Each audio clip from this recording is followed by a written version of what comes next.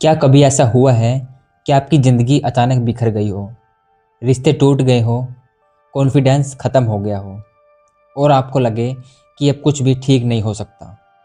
आप सुबह उठते हैं लेकिन अंदर से खाली महसूस करते हैं। हर चीज़ बेकार लगती है और दिमाग में सिर्फ एक ही सवाल घूमता है, अब आगे क्या?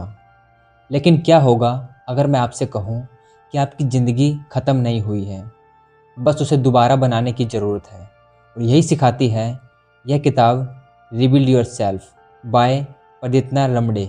यह किताब आपको सिर्फ मोटिवेट नहीं करती, यह आपको सिखाती है कि जब सब कुछ टूट जाए तब खुद को कैसे फिर से खड़ा किया जा सकता है, कैसे अपने दर्द को ताकत में बदला जा सकता है, कैसे अपने पास्ट को पीछे छोड़कर एक नई आइडेंटिटी बनाई जाती है और कैसे एक टूटा हुआ इंसान फिर से अपने सबसे स्ट्रॉन्ग वर्जन में बदल सकता है। तो अगर आप भी अपनी ज़िंदगी को रीस्टार्ट करना चाहते हैं तो यह वीडियो आपके लिए है, क्योंकि आज हम सीखने वाले हैं खुद को फिर से कैसे रीबिल्ड किया जाता है। इस किताब के ऑथर हैं प्रतिदिना रमड़े। वह एक self help author, life coach और मोटिवेशनल स्पीकर हैं। उन्होंने खुद अपनी लाइफ में बहुत सारे स्ट्रगल्स, सेल्फ डाउट और इमोशनल लॉस फेस किए हैं। उनकी पर्सनल एक्सपीरियंसेस से उन्होंने यह किताब लिखी है ताकि लोग अपनी लाइफ को फिर से रीबिल्ड कर सकें। नमस्कार दोस्तों, बुक्स रीड ड्रॉअर में आपका स्वागत है। यह किताब हमें सिखाती है कि फेलियर आपकी एंड नहीं है, बल्कि न्यू बिगिनिंग है। आप अपनी लाइफ के ऑथर हैं। आप चाहे तो लाइफ का स्क्रिप्ट बदल सकते हैं। टूटे हुए इंसान भी खुद को फिर से स्ट्रॉन्ग बना सकते हैं। मतलब लाइफ को फिर से रीबिल्ड किया जा सकता है अगर आप खुद पर काम करें। यह किताब एक मोटिवेशनल गाइड है जो आपको सिखाती है खुद को समझना, पास्ट को छोड़ना, इमोशनल हीलिंग करना और नई लाइफ स्टार्ट करना। क्या आपने कभी सब कुछ खो दिया है? नौकरी, रिश्ता, कॉन्फिडेंस, और फिर ऐसा लगा हो कि अब आपकी लाइफ में कुछ भी सही नहीं हो सकता। आपने कोशिश भी की लेकिन हर बार बस एक ही फीलिंग मिली, मैं हार गया हूँ। लेकिन असल सवाल यह है कि क्या आप सच में हार गए हैं या बस खुद को मान लिया है कि आप हार गए हैं। लेखक कहती हैं पहला कदम है अपनी फेलियर को एक्सेप्ट करना।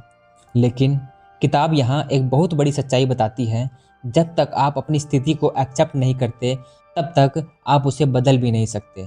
एक्सेप्टेंस का मतलब यह नहीं है कि आप हार मान लो। एक्सेप्टेंस का मतलब है हाँ, अभी मेरी लाइफ इस स्थिति में है लेकिन मैं इसे बदल सकता हूँ। अगर कोई इंसान बीमार है और वो मान ही नहीं रहा कि उसे बीमारी है तो वो इलाज कैसे करेगा। वैसे ही अगर आप अपने फेलियर को एक्सेप्ट नहीं करेंगे तो आप उसका सॉल्यूशन भी नहीं ढूंढ पाएंगे। फेलियर तुम्हारी एंड नहीं है, लेकिन एक्सेप्टेंस तुम्हारी न्यू बिगिनिंग है। जब आप सच को एक्सेप्ट करते हो तभी आपकी ज़िंदगी रिबिल्ड होना शुरू होती है और यहीं से शुरू होता है असली जर्नी। क्या आप कभी ऐसे इंसान से मिले हैं जो बाहर से तो मुस्कुराता है लेकिन अंदर से पूरी तरह टूटा हुआ होता है? और क्या आप खुद भी ऐसे ही हैं जो अतीत की बातें आज भी अपने दिल में लिए घूम रहे हैं? एक सवाल, अगर आप हर रोज़ पुराने दर्द को अपने साथ लेकर चलेंगे तो क्या आप नई ज़िंदगी जी पाएंगे? लेखक एक बहुत गहरी बात समझाती हैं, आप तब तक आगे नहीं बढ़ सकते जब तक आप अतीत को पकड़ कर बैठे हो। यह किताब एक बहुत इंपॉर्टेंट बात बताती है, जो चीज़ तुम्हें बार बार हर्ट कर रही है उसे पकड़ कर रखना भी एक चॉइस है। लेटिंग गो का मतलब यह नहीं है कि आप भूल जाओ। लेटिंग गो का मतलब है अब वो चीज़ मेरी ज़िंदगी को कंट्रोल नहीं करेगी। अगर आपके हाथ में कोई गर्म कोयला है और आप उसे छोड़ नहीं रहे तो जल कौन रहा है? आप ही ना। वैसे ही पुराने दर्द को पकड़ कर रखने में नुकसान सिर्फ आपका ही होता है। लेटिंग गो कमजोरी नहीं है, लेटिंग गो असली फ्रीडम है। जब आप अतीत को छोड़ते हो तभी आपकी ज़िंदगी का नया रास्ता खुलता है। क्या आपने कभी खुद से यह सवाल पूछा है, मैं असल में हूँ कौन? क्योंकि जब लाइफ टूटती है तो सिर्फ हालात ही नहीं बदलते, हम खुद को भी खो देते हैं। और सबसे बड़ा डर यही होता है, अगर मैं वो इंसान नहीं रहा जो पहले था तो अब मैं कौन हूँ? टूटने के बाद इंसान अपनी पहचान भी खो देता है। तुम्हारा पास्ट तुम्हारी आइडेंटिटी नहीं है, तुम्हारा फ्यूचर तुम्हारी चॉइस है। रीडिस्कवर योरसेल्फ का मतलब है अपने अंदर फिर से झांकना, यह समझना कि आप क्या बन सकते हैं और यह भूल जाना कि आप क्या बन चुके थे। एक मोबाइल को अगर रीसेट कर दिया जाए तो उसका डाटा बदल जाता है, लेकिन हार्डवेयर वही रहता है। वैसे ही इंसान का अंदर का कोर वही रहता है, बस सोच और एक्सपीरियंस उसे बदल देते हैं। तुम्हारी असली पहचान तुम्हारा पास्ट नहीं है, तुम्हारी असली पहचान वो है जो तुम बनना चाहते हो। जब आप खुद को फिर से पहचानते हो, तभी आपकी रियल रीबिल्डिंग शुरू होती है।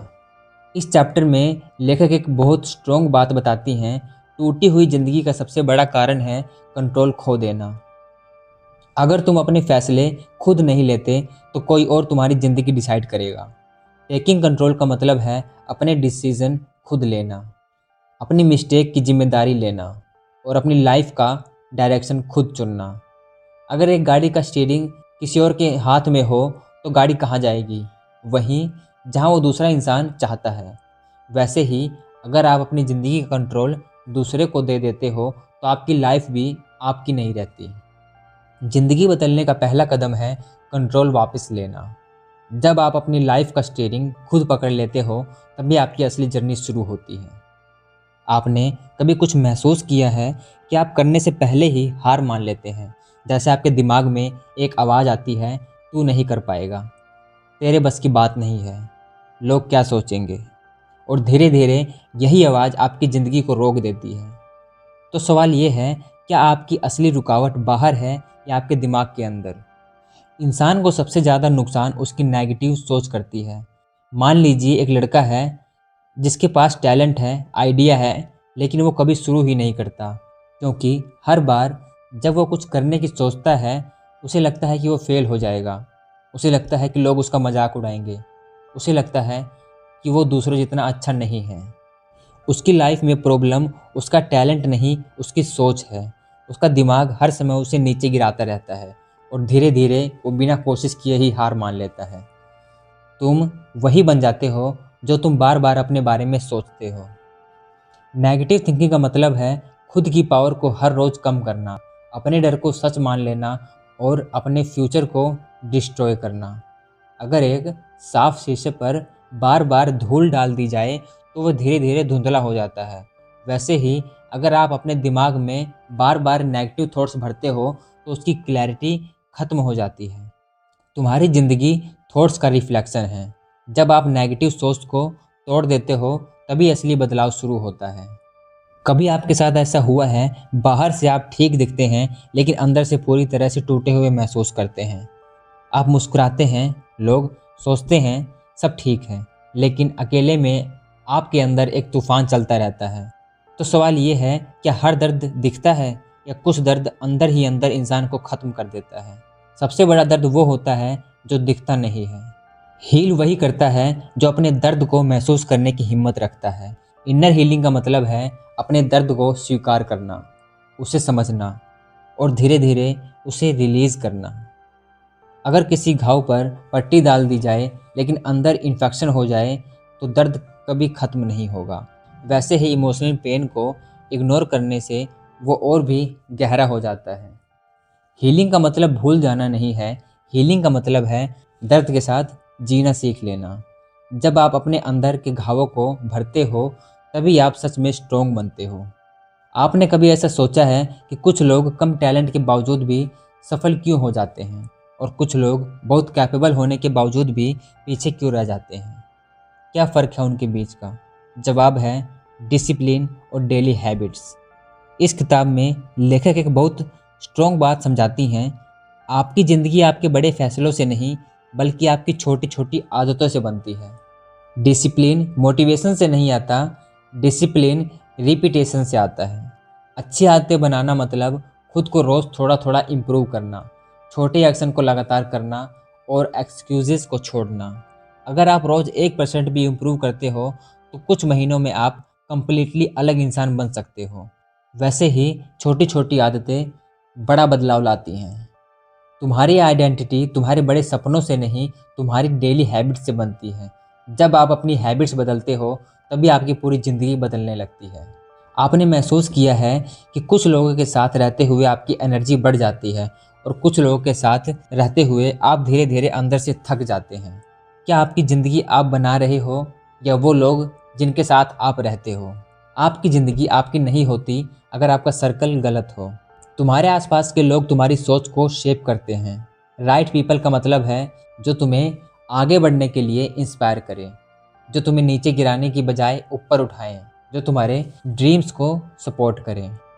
अगर आप अच्छे पौधे को गंदी मिट्टी में लगा दो तो वो धीरे धीरे खराब हो जाएगा।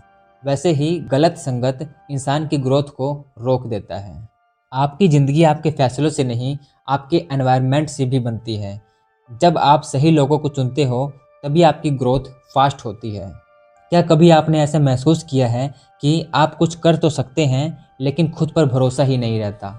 आप जानते हैं कि आप कैपेबल हैं, लेकिन फिर भी अंदर से एक आवाज़ आती है, क्या सच में मैं कर पाऊंगा? अगर आप खुद पर ही भरोसा नहीं करोगे तो दुनिया कैसे करेगी? इस किताब में लेखिका समझाती हैं कि कॉन्फिडेंस खोना इंसान की सबसे बड़ी चोट होती है। कॉन्फिडेंस कोई एक बार मिलने वाली चीज़ नहीं, ये हर दिन बनती है।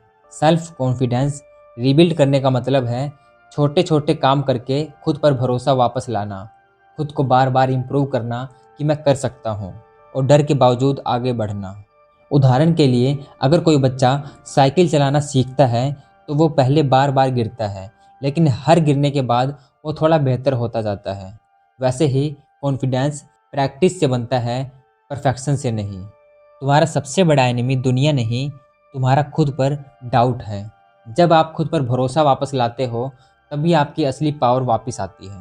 अगर आपको एक मौका मिले सब कुछ रीसेट करने का तो आप क्या बदलोगे? अपने पास्ट को, अपने मिस्टेक्स को, या फिर खुद को ही? और सबसे बड़ा सवाल, क्या सच में एक टूटी हुई ज़िंदगी फिर से शुरू हो सकती है? इसमें लेखक एक बहुत पावरफुल मैसेज देती हैं। रीबिल्डिंग का असली मतलब है एक नई शुरुआत करना। रीबिल्डिंग का मतलब पास्ट को मिटाना नहीं है, रीबिल्डिंग का मतलब फ्यूचर को फिर से लिखना है।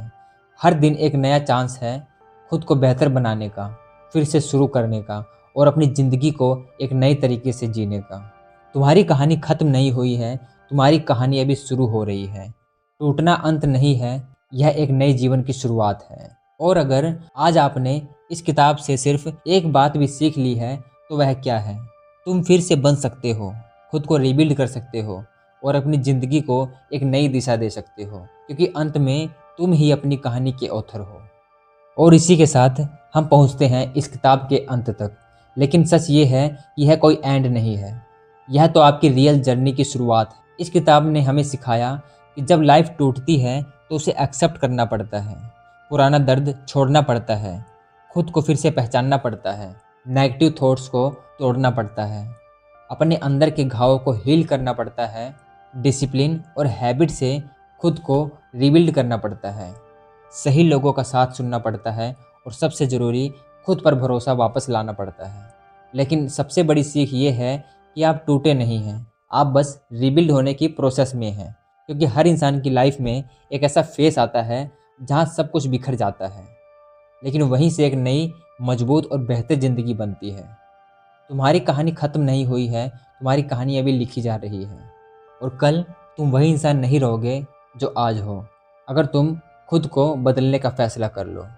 एक बात याद रखना, टूटना अंत नहीं है, खुद को फिर से बनाना ही असली जीत है। दोस्तों, ये ऑडियो बुक समरी आपको कैसे लगी कमेंट में ज़रूर बताइए। आपको वीडियो पसंद आई हो तो इसे लाइक करें और चैनल को सब्सक्राइब ज़रूर करें। मिलते हैं किसी और बेहतरीन बुक समरी के साथ। तब तक के लिए जय हिंद, जय भारत।